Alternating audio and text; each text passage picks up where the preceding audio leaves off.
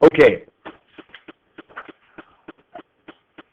for today's lesson, I am going to explain to you, I guess, the beginning of the process that we're going to go through to use this data that we're getting in our experiment and that we talked about in the first lesson, and how we can use this data to have a look inside a chemical reaction and investigate and look at what happens during that reaction arrow.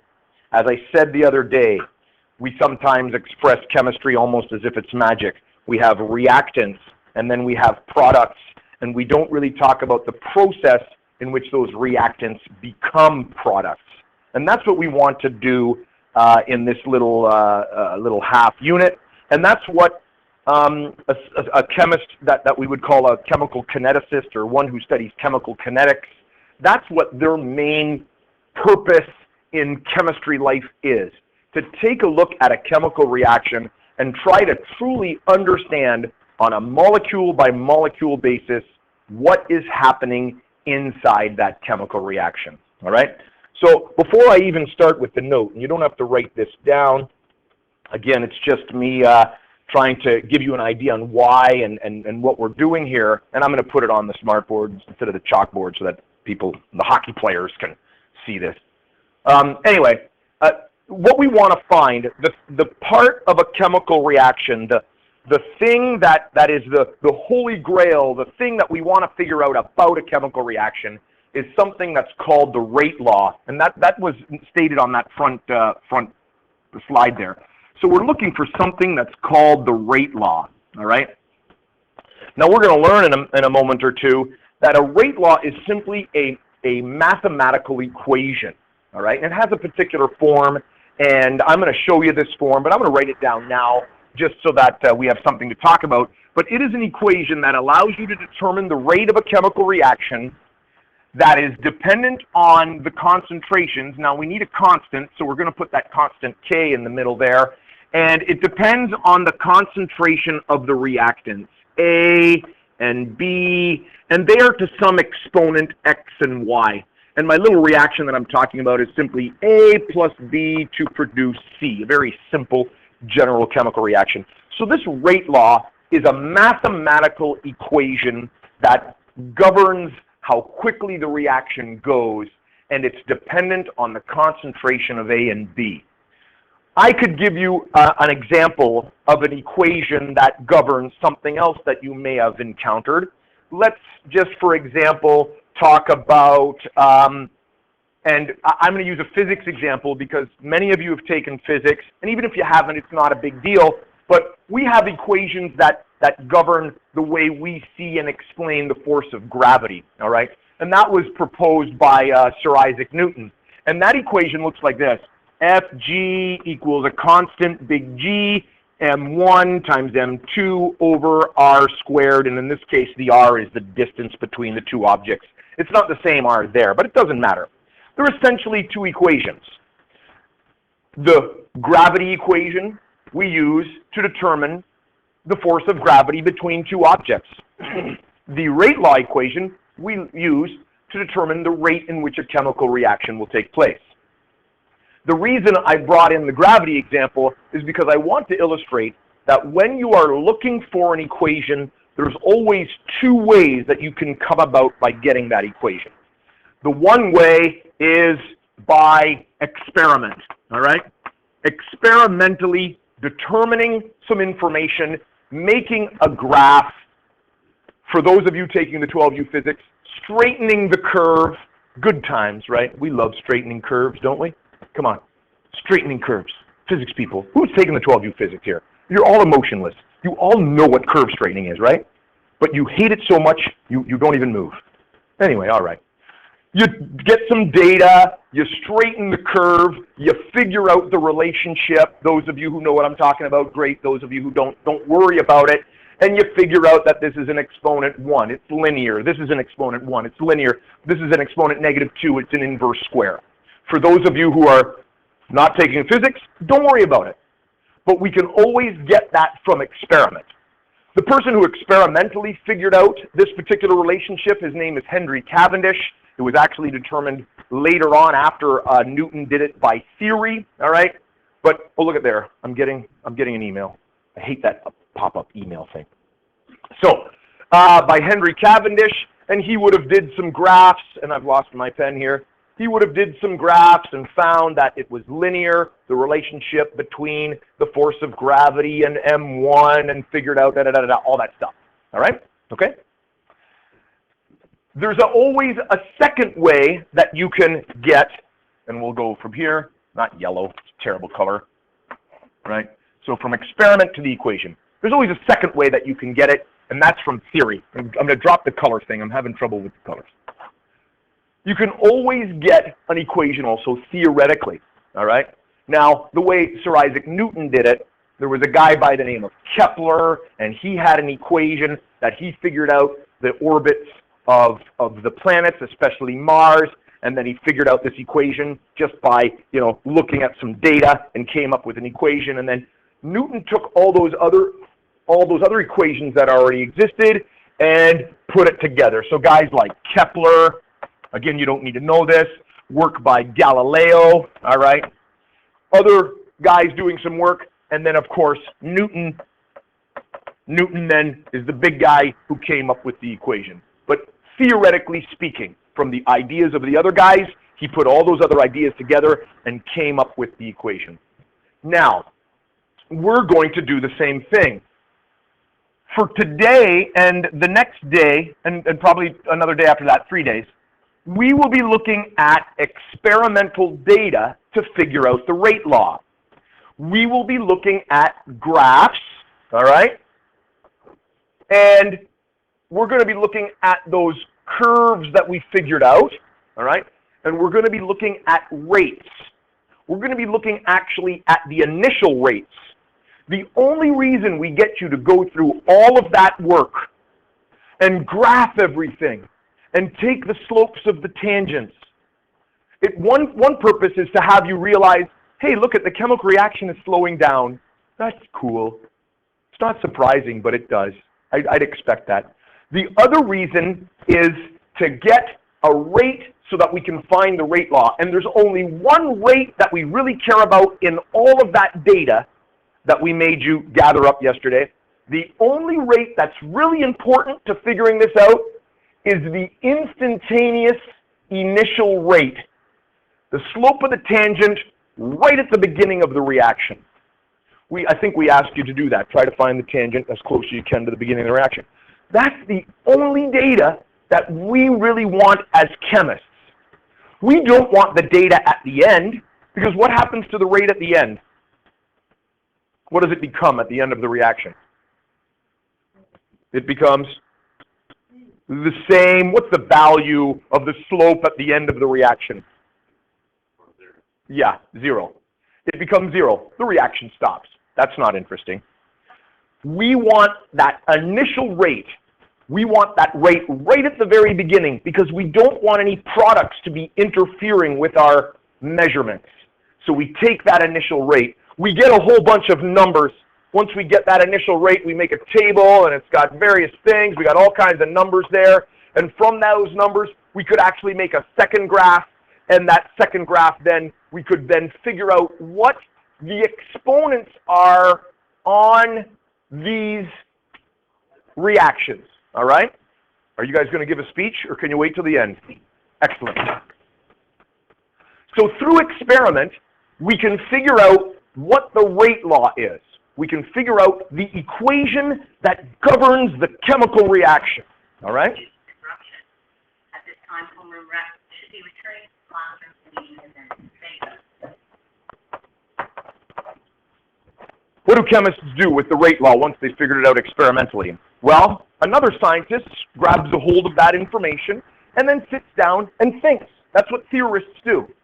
Sits down and thinks, what do you think then is happening in that chemical reaction? How is element A or compound A reacting with compound B? Exactly what is it doing?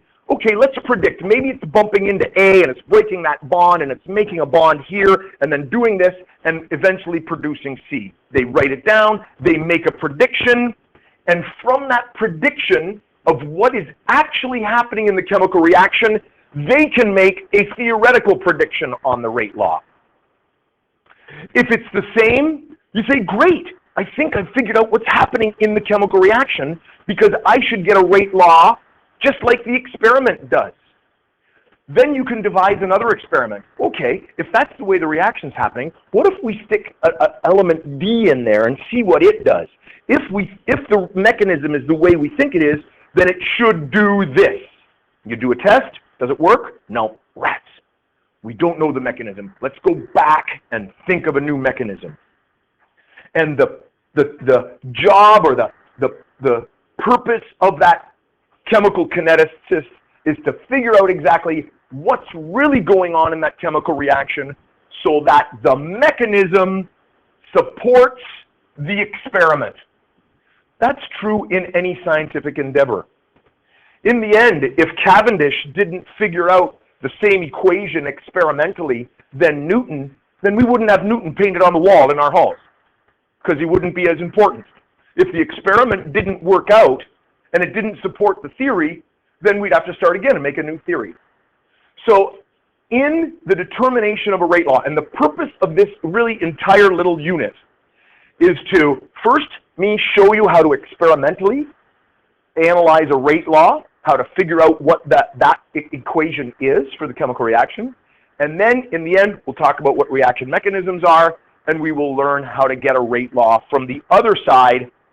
And if a chemical kineticist has done his job, they support each other, and they've determined a reaction mechanism.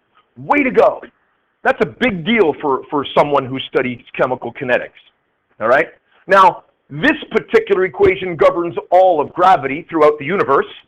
That's pretty handy. That's a pretty big deal. This equation will be just for one chemical reaction out of many, many chemical reactions. So it may not seem to be such a big deal, but again, as I stated the other day, if you're working for, say, a pharmaceutical company, and you know the properties of a molecule that you want that's going to have this effect on a cell, whatever, right? Maybe cancer cell. And you have an idea on how you want to build it. If you know maybe the reaction mechanism for a similar chemical, you might be able to think of a way to adjust that reaction in order to make the chemical you need. So reaction mechanisms to people who build molecules are huge. It kind of teaches us how the actual, if we were actually using Lego to build a molecule, the actual steps that you need to follow in order to get your desired molecule. So it is a big deal, all right? You're not going to sit down and figure out the reaction mechanism to produce water from hydrogen gas and oxygen gas, because that really isn't that big of a deal. Water everywhere, and the mechanism's probably pretty simple. Blow up the H2, blow up the O2, and let the pieces come back together. So that's not a big deal. But for more complicated reactions, it becomes important. Okay, so let's now actually talk about what the rate law is, how we can understand the rate law. So today's lesson really isn't about getting the rate law from experiment. That's going to be Monday. Today is introducing you to the rate law. What does it look like? What are the properties of it? How do we interpret the information? Okay.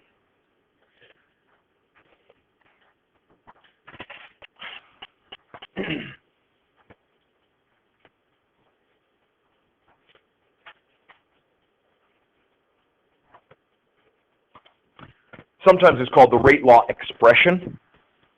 I've even seen it simply as the rate expression.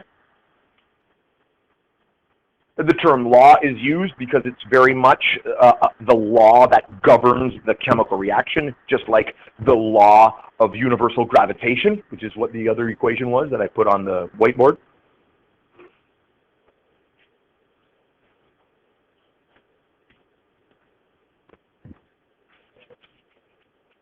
So the rate of a reaction, and that is a proportionality statement, by the way, all right? That's our good old alpha. It is an alpha, right? Looks like a fish if you elongate it out. That's just the way the computer puts it in there.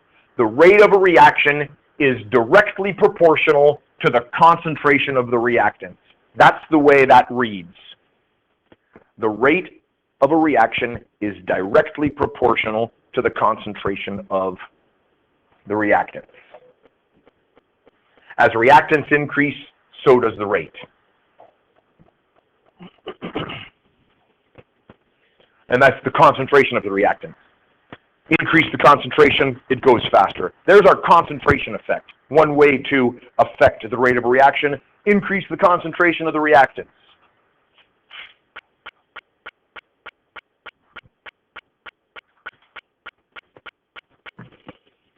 Second statement there, it's a mathematical relationship.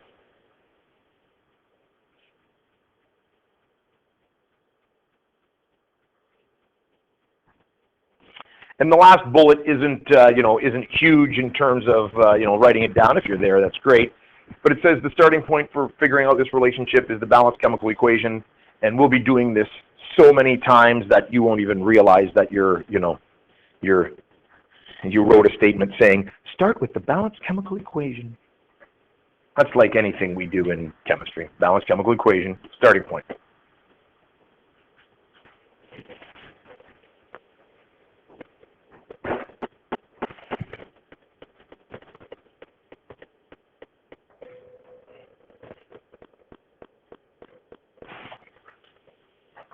Okay. Don't write this down. See, I put myself a little Post-it note on there. This is just a discussion point, all right? So here's an example. We have a reaction between ICl, iodine, and chlorine. We're reacting it with hydrogen gas. It reacts, it produces I2, and then it produces two HCl's, all right?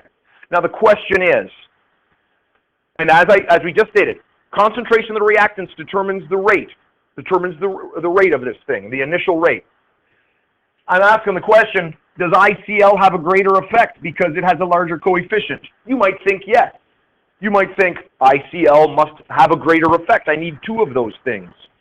But in actual fact, you cannot know this particular bit of information. So just because there's a coefficient of 2 here doesn't mean it has twice the effect on the rate. There's no relationship there between that.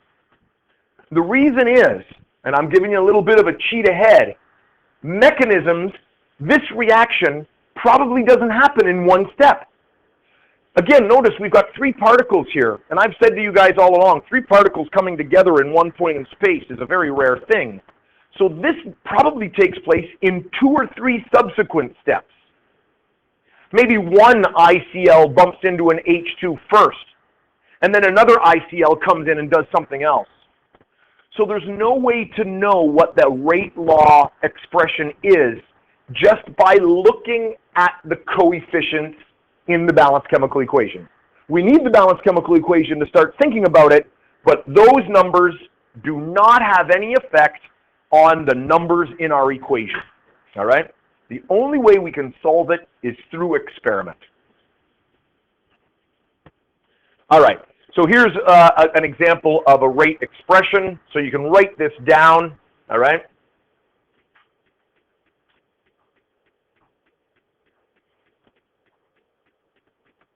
The first statement is the proportionality statement.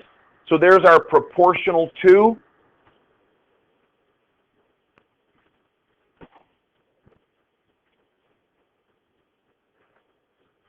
So it has been found that the rate of any chemical reaction is proportional to the concentration of A to some exponent.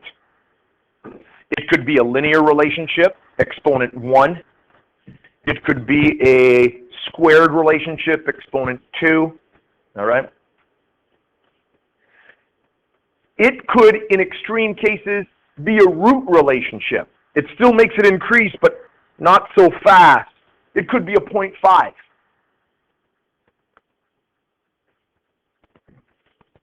It is the job of the experimental chemist to determine what those exponents are. That's what we want to find out.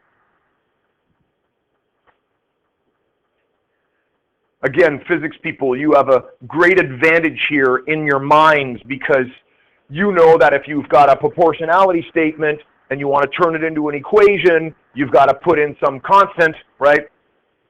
And if we were doing this like I did in a chemical kinetics course in university, and again, the physics people have an advantage, what we would do is we would get enough data where we'd make a graph, and then we'd straighten the curve, and then we'd figure out the exponent, and then once we figured out all the exponents, we could put that information together and figure out the constant, and ultimately get the overall rate law. And again, you emotionless physics people, even though you're sitting there emotionless, that's pretty cool. Because really, what did you guys find relationships for? What, a pendulum? Was it a pendulum? Did you do the pendulum experiment?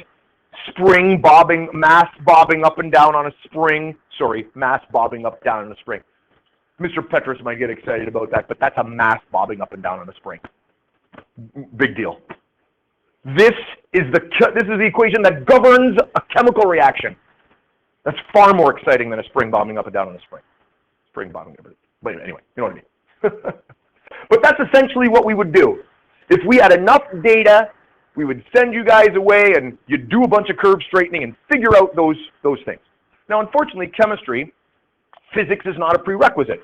So I can't expect the non-physics people to be able to do any of that stuff and even understand what this discussion is about. So today's discussion is to talk about what does a squared relationship mean in terms of the rate? What does a linear relationship mean in terms of the rate? Physics people, you will be rolling your eyes and bobbing because it's going to become boring. But that's okay. We're going to get everybody else up to speed today. All right. Don't rewrite this. It's just for reference so I can point to it when we're talking about it. Let's define some of the important parts of the rate law.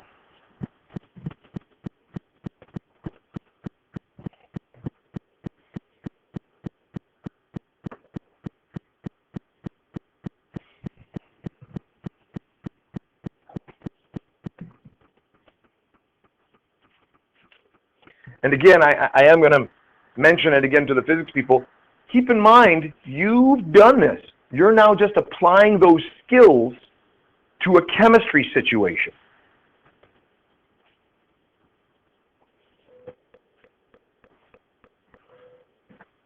So the K is the rate constant.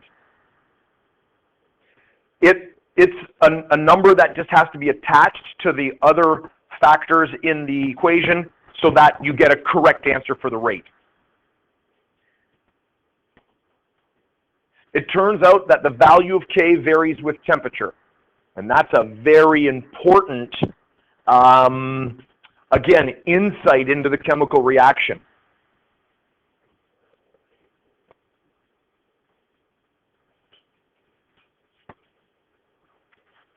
This varying with temperature, as you might imagine, well, you might not imagine, you will when I tell you it, is due to the fact that we've got either endothermic or exothermic reactions, and that changes how the reaction rolls. Do you have a question? Yeah. Yep.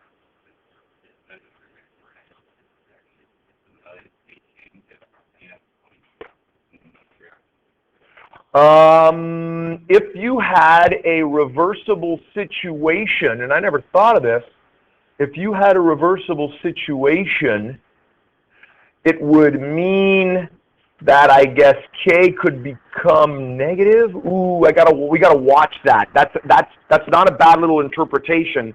But then the products become reactants, and reactants become products, and then the rate law gets a little hairy. If we've got an equilibrium situation, what happens, and this is our next unit, so it's a good question.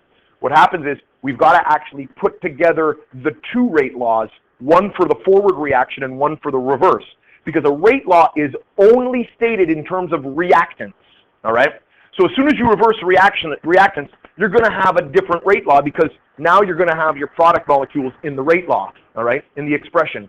And so when you've got a reversible one, an equilibrium situation, we generate a new equation, all right, that governs that balance. We call that an equilibrium expression. And that's our next unit. We will be doing all kinds of stuff on equilibrium expressions. So when we do have that reversible situation, we actually need a hybrid equation from these two. And I have to teach you this first, so I can teach you that next. But that's exactly what's going to be coming, a whole new chapter on that. Excellent question. All right? Again, we've got to determine it experimentally. Okay, let's now talk about the exponents.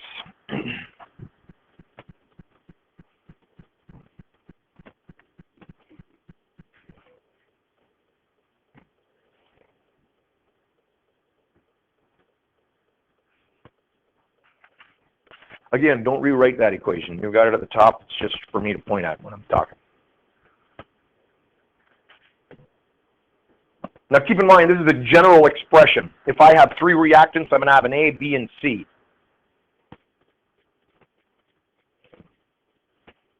4 reactants, et cetera, but we're not going to get into problems like that.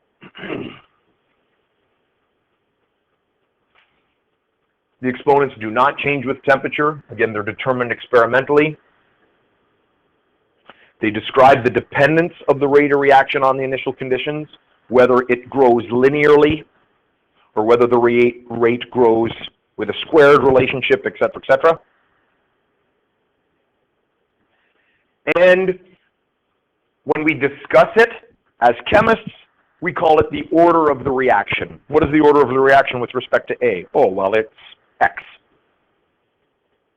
And that comes from mathematics. I think, if I recall my math, and I'm sure you guys have discussed this at this point, when you're dealing with exponents, you talk about the order of the thing. Does that sound familiar? Mathematics, the order? Maybe you haven't. Maybe they don't use that term much anymore, but that's just a term that describes the value of the exponent. All right? So the order of the reaction is essentially the value of the exponent. Okay? All right. We also sometimes talk about the overall order of the reaction, and that's simply determined by adding the exponents. So I can have a reaction that's, say, first order in A and second order in B, and we would say that the overall reaction is a third order reaction by adding those exponents together. And again, giving you a little peek into the future when we get to the end of the unit, that exponent tells us exactly how many particles are colliding in order for the reaction to happen.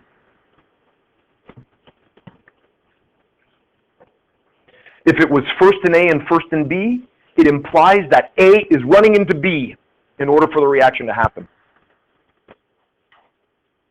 If we had a third order reaction, which is very kind of rare, then we need those 3 particles coming together, right? 1 A and 2 B's. Third order reaction implies 3 particles colliding at the same time. Okay? So that gives us a little insight into what's actually happening in the reaction. Right now, let's just figure out how to figure them out experimentally. We'll worry about the interpretation later.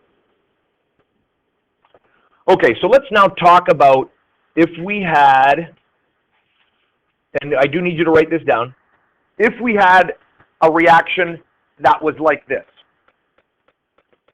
So for the rest of today's lesson, I am telling you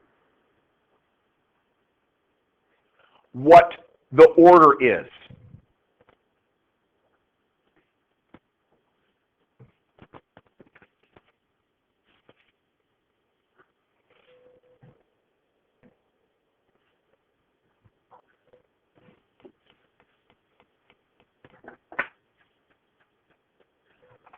So again, we've got 2 NO2 and F2 to produce 2 NO2F. And someone did all the calculations that I'll get to on Monday. Actually, we're going pretty quickly here. I might do an introduction to it. It's not a big deal.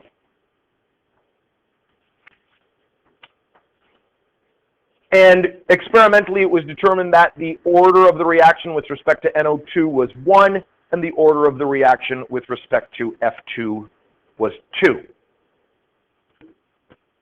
What that essentially means, and even if you're a non-physics person, I'm hoping that this could make sense. What this essentially means is when they did a graph of rate versus NO2, the graph looked like this. So if you have the rate of the reaction versus the concentration of NO2, it's exponent 1, and therefore, what shape of a graph do I get? All right? Yep. It's a linear graph, and it looks like this. Okay? That comes from your mathematics background. So that's what that 1 means. Now, I'm not ever going to make you make a graph like this and then interpret the results. Physics should do that, but we're not going to do that here. You'll do it later on in chemistry if you go on to university. You'll apply this. But what this essentially means is that if I take the amount of NO2 and I double that amount of NO2, what happens to the rate? If I double the concentration of NO2 from, say, 1 mole per liter to 2 moles per liter, what's going to happen to the rate if I double that concentration? Yeah? It's a double as well, right? That's what a linear relationship means. So if it's first order reaction, it'll make a linear graph, and if we double the concentration of that thing, the rate should go twice as fast. That's actually what we will be doing in reverse on Monday. We'll look at the data, we'll see what happens to the rate. Hey, when I double the concentration, I'm getting double the rate. That's a linear relationship. The order must be 1. We'll do it in reverse. We'll work our way backwards to get that information. Today, I'm telling you what it is. If we were to look at the graph that represents rate with respect to the concentration of F2, what shape should that graph be in if it's a squared relationship, if it's second order? Yep. It'd be parabolic, right? So it's going to do this type of action. And in this case, if I double, what's happening here? What's my problem here? I should have, oh, you know what? I do this every time. And that's because I haven't done the physics for a while. Don't panic. I know you're panicking. Every time I make this mistake, I think, oh man, and you're all going, oh, Sanders, what did you do? If I'm looking for the rate, and I'm changing the concentration of NO2, right? You see what my mistake is? Yeah, good. Thank you. What's my mistake? I got them the wrong way. Because look at, if I'm changing NO2 to see the effect on the rate, then this is my independent variable, this is my dependent variable, and my graph should be flipped. Because what I should be looking at is, I need to be looking at how the rate changes with the concentration of NO2. And I do that every time. It took me about 3 or 4 years of teaching the physics in a row that I wouldn't get that flipped around when I was doing the note. Haven't had my physics practice. See? Physics is good for you. Which means, again, on this side, I should be looking at the rate as I change the concentration of F2. Because the reason I got all tripped up is because if I double the F2, I double the concentration, what should happen to the rate? Now I'm way up here. That's a screw up. If I double the concentration, what should happen to the rate if it's a squared relationship? What do you got, Ben? It should be 4 times, right? When I had it flipped around, I was getting, it hardly moved. What happened? So when you double the concentration, it jumps by 4 times. It's a squared relationship, okay? Again, I'm not going to be having you make any graphs, but that's an interpretation of what we will be looking at. Now that I've talked about it this way, I'm essentially going to just be asking those questions, and we're going to answer them. And we're going to be essentially looking at exactly what I just said. But I wanted to give you a graphic representation so that you could see it. And of course, I screwed it up, which just muddies the waters.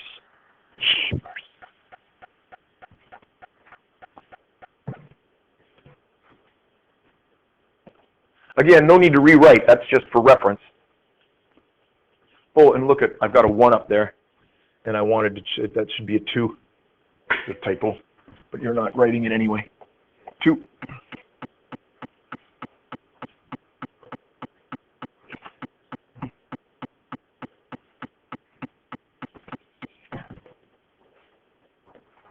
Yeah, what have I got? Something screwed up there? Oh, with respect to. With respect to. First order with respect to NO2. You're right. That's a mistake too. Thank you for, after my graph screw up, for making me feel. Because you're so mean. Such barbs you fire at me. I would never do that to you guys.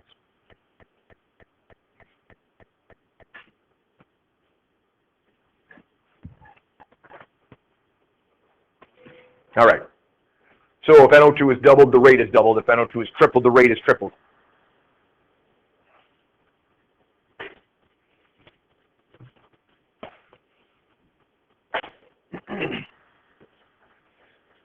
Second order with respect to F2. If F2 is doubled, the rate is times 4. If F2 is tripled, the rate is times 9. Again, what are we doing? We're talking about linear and squared relationships. And to some of us, that's a yawner, and to others, this is good information. But we're putting everybody on the same playing field, hopefully.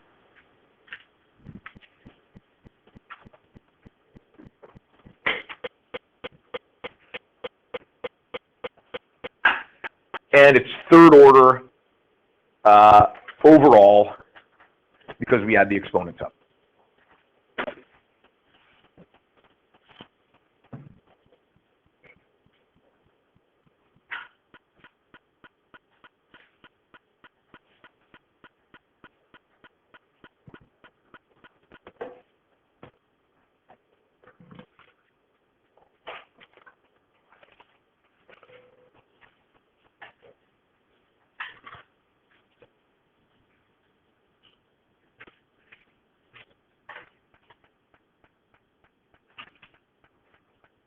All right, so far, pretty low stress stuff.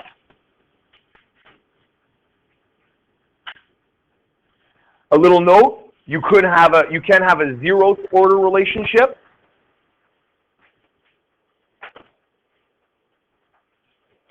If it's 0th order, it has no effect. Don't worry about this last bullet there. That's just a statement. Our job as chemists is to examine the experimental data and determine the values of the individual orders. What would the graph look like, if I can get my axes correct? Effective rate on the concentration of A. All right, very good. What would the graph look like for a 0th order? Yeah, Ben? Yeah, it's a horizontal line. The rate doesn't change. Doesn't matter what we do to the A, the rate doesn't change. Again, looking ahead, if the order is telling us about the way they collide, then even though A is a reactant, it doesn't seem to be involved in the initiating of the reaction. It seems to be just sitting there. It must maybe be involved in a secondary step. Because we're going to learn reactions very rarely take place in one nice, neat little step. It tends to be a stepwise procedure. It's really a lot like a collision involving motor vehicles. Very rarely does a multi-vehicle collision take place as one thing, right? It's usually 2 cars colliding, and then another one comes in behind and bumps into it, and maybe another one comes from another position. So it's always multi-steps, all right? Same thing with chemical reactions. Very rarely do we have, 3 or more coming together simultaneously. Okay, so let's now do some very straightforward and Friday-friendly examples. It's a good thing this is on Friday. If this was Monday, you'd be literally sleeping. You'd be snoring. I would be hearing snoring right now. Because it is straightforward.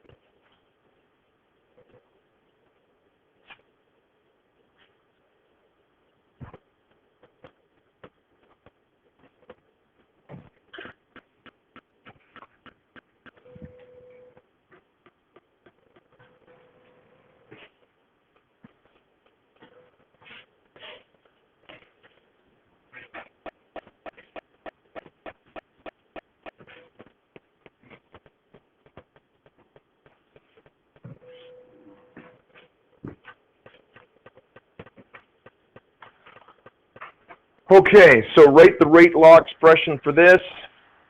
R equals. What do you got?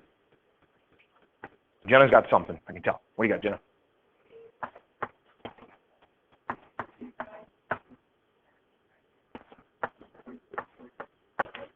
Ooh,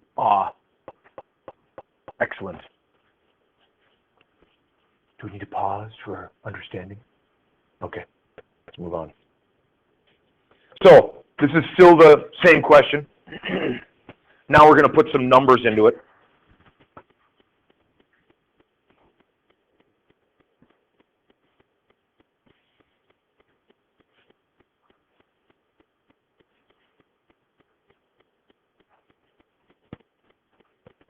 Now there is going to be 2 ways that we're going to be able to solve these problems, whether it be determining the exponents, which is Monday, or whether it be solving a problem like this.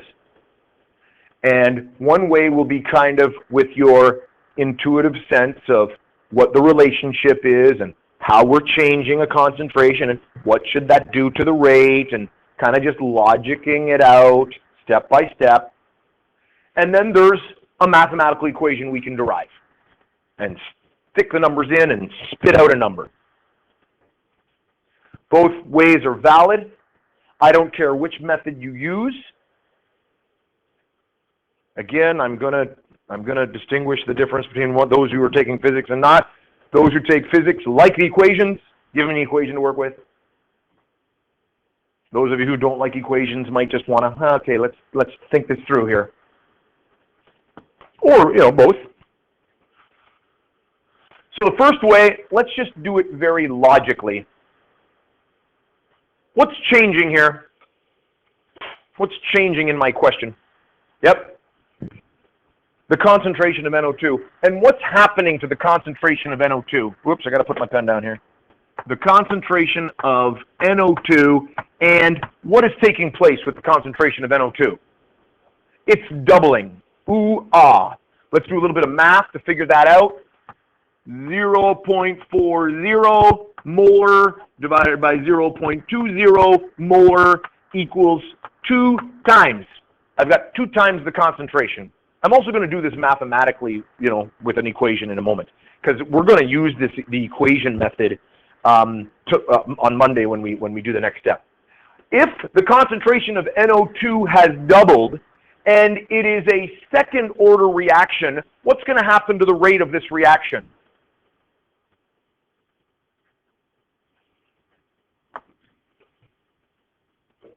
Think of the graph. It's going to be a parabola.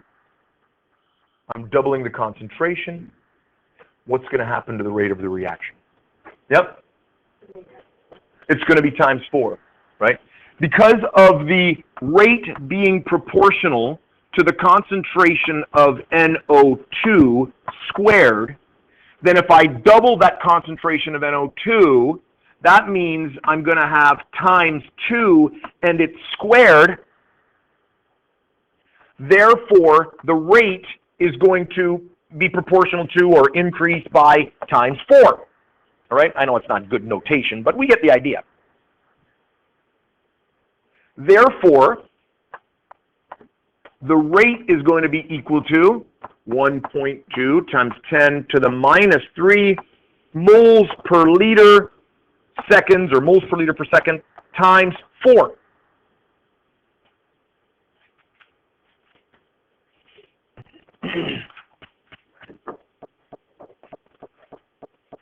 And therefore, the rate is equal to, what is that, 4.8 times 10 to the minus 3? Right? Yes? No? 4.8 times 10 to the minus 3 moles per liter seconds. Okay?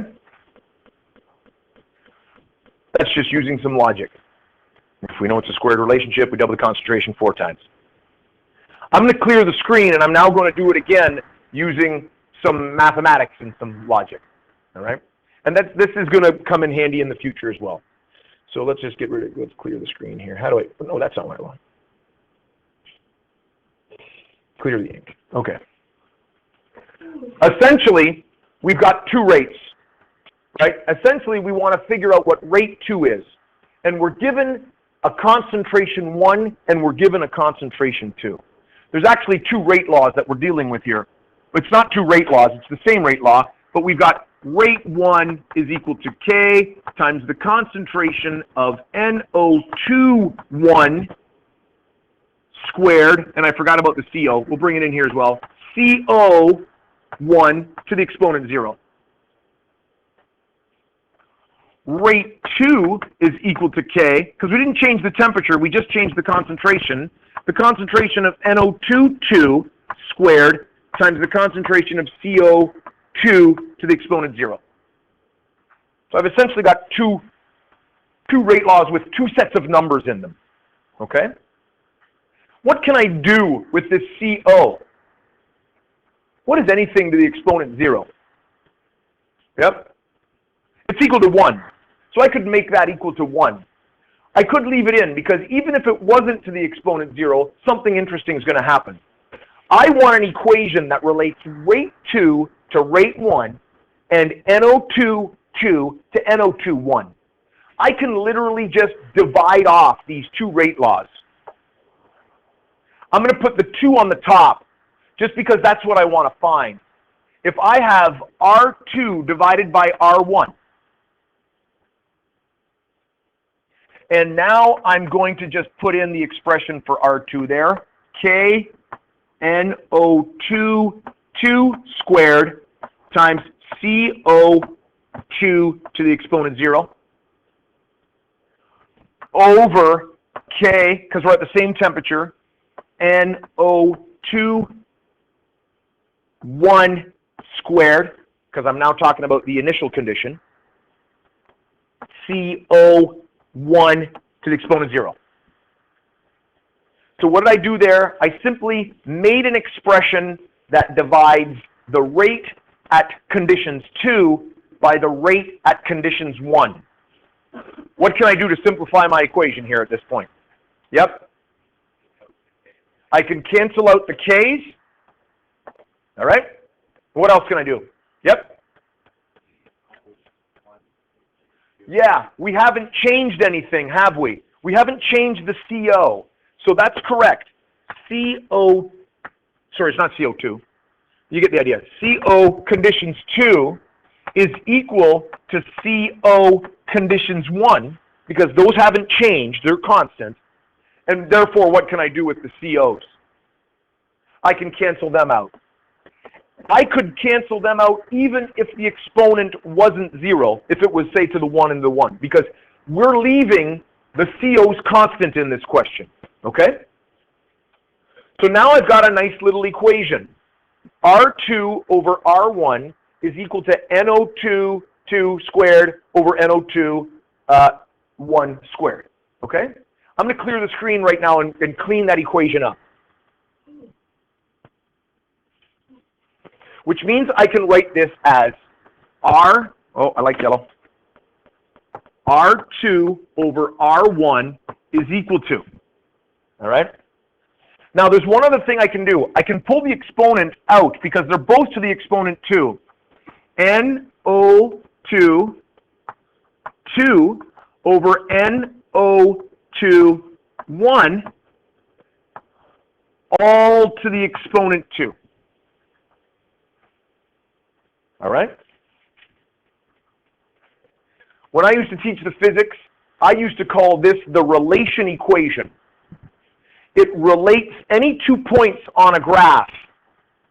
What I essentially have done here by putting those rate laws like this is I've said if we've got a graph that is rate versus the concentration of NO2 and it's a squared relationship, and I have point 1, which is going to be essentially R1 NO2 1, then I can find on any other point on this graph, if I know NO2 2, I can figure out what that R2 is, because I've got the equation that relates the graph. That's what that is. That's a useful equation, and you can generate that from any rate law, right? All I really did was divide it off and get rid of the ones that we kept constant, and I created this thing. Now the question becomes fairly easy. If I want R2, I can bring R1 up to the other side, and I can multiply it by NO2 squared over NO2, 1, and these are all squared. And now I can put my numbers in it. I can put my 2, which is this. Sorry, I'm going to actually put in the R1 first. I'll put the R1 afterwards because I started to write it. 0.40 over 0.20, all squared. Right, there's that chunk right there. And now I'm going to multiply it by the R1, 1.2 times 10 to the minus 3. And after, you might think, way too much work to get this, we're going to get the same answer we did in the first one. But it's a mathematical support of it. It's using proper mathematics to relate those two rate laws. All right? I don't care which way you use. Right? Some of you might be able to see this relationship very quickly just by looking at the rate law and then build it. Build that equation very quickly. 2 over 2 squared, 1 over the 1 squared. Put it in. Because you'll notice here we have 2 inside here, squared is 4.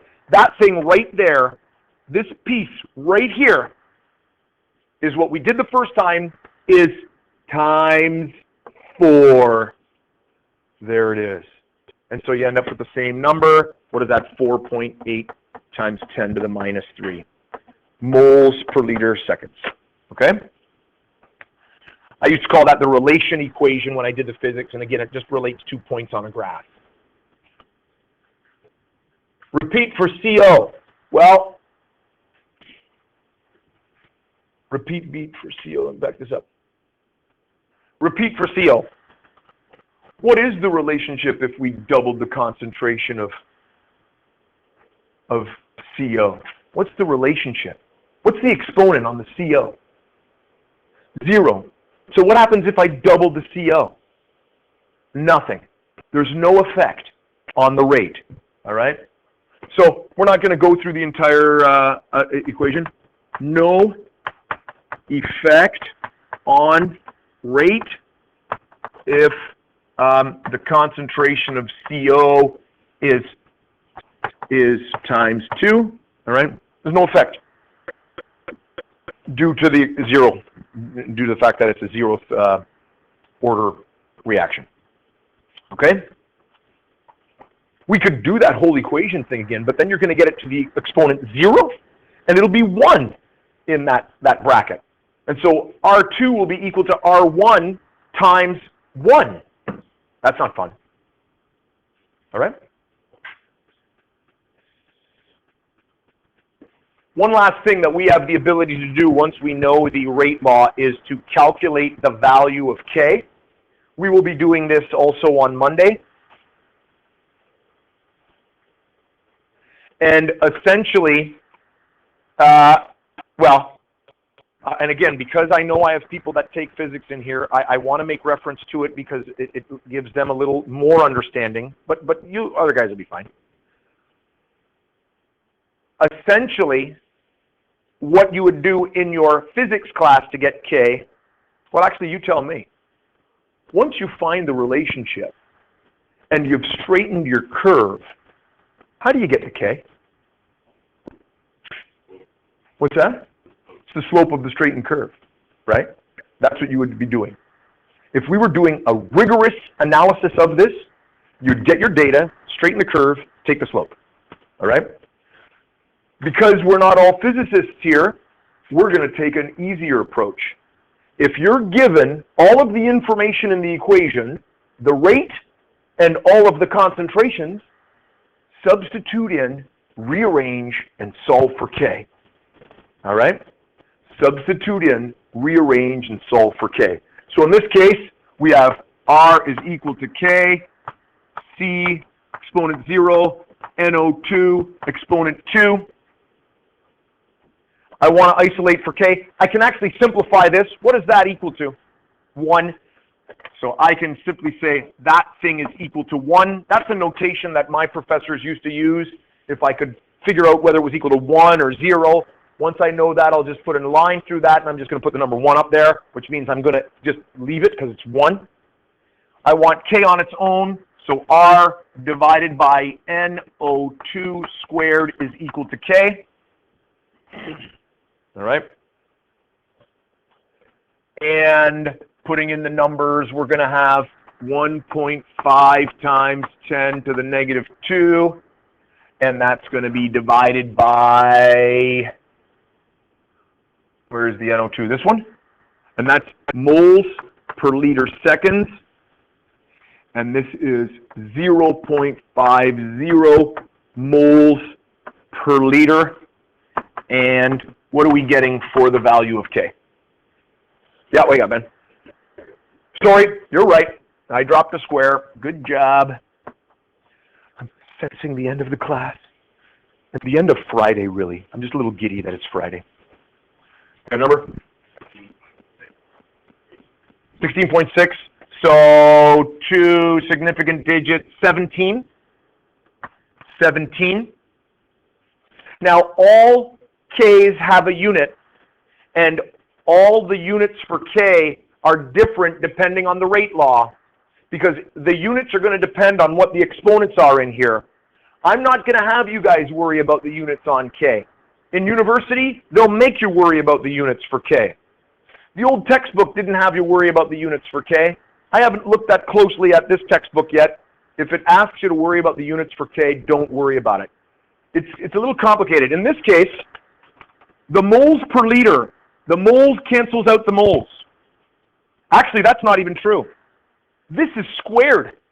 This is squared, which means the moles gets rid of 1 mole at the bottom, and the liters gets rid of 1 liters at the bottom. So the moles and the liters are gone on the top. This is seconds to the minus 1. Seconds to the minus 1. There it is right there because it's underneath that line there. I also have a mole to the minus 1.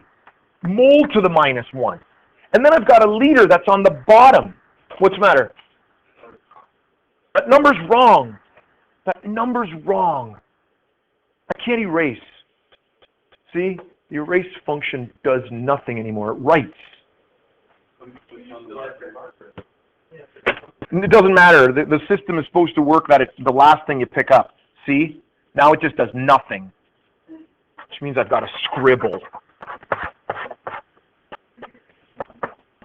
What's K? This is the same person that gave us 17. I'd like some independent, okay. 0.0. One more significant digit? 66? 60. 60. Anyway, don't worry about the units. But the units are, in this case, what have I got here? Seconds minus 1, moles minus 1, and the liters on the bottom actually work their way back to the top. It's liters to the exponent 1. You're not going to worry about units, but they're all different. Okay? Okay. Okay, we just solved for K. It's great. The next 2 units, I'm going to be using K a lot, and I'm going to make that joke all the time. No, I'm not. One last little thing. If we then know what the K is, we can also find what the rate is for various concentrations, and this simply means finally we get to use the equation to solve for a rate. So it's like we're Sir Isaac Newton, sorry, actually, it's more like we're Sir Henry Cavendish, and we've confirmed the equation, and we've found the constant, and we can now say, students, go out and use that equation for good, and not for evil. So essentially, we've got rate is equal to K concentration of CO to the exponent 0 concentration of NO2 to the exponent 2, and substitute it in and solve for the rate. So determine the rate. Stick it in. This again is still 1, so I just need 1.2 times 10 to the minus 2. You might say, hey, that's different than the number we just got. Maybe this is at a different temperature. So it could have been that we changed the temperature of the reaction, which would change the value of the K, so nothing to sweat about. It's just a different example. That thing is equal to 1, so I don't even need to put in that number because it has no effect. And this is 0.25, and that is squared.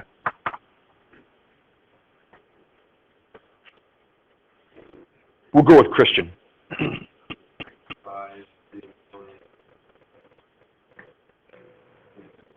7.5 times 10 to the, what was it? Negative 4.